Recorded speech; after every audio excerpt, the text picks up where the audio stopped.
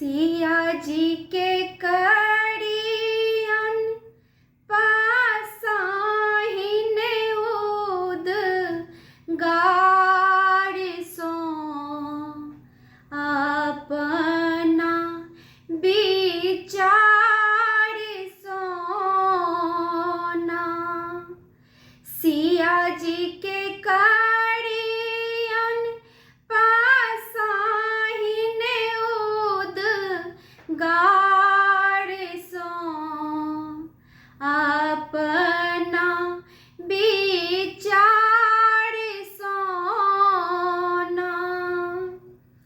केयो पटिया बिछावे कियो डाला सजावे कियो पटिया बिछावे कियो डाला सजावे कियो आंग ओंगारे उद गाड़सो अपना विचार सोना। अम्मा पटिया बिछावे चाची डाला सजावे।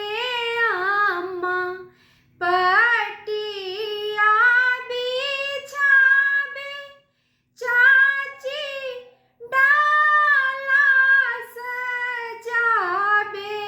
दीदी आंग ओंगारे उद गाड़सो अपना विचार सोना।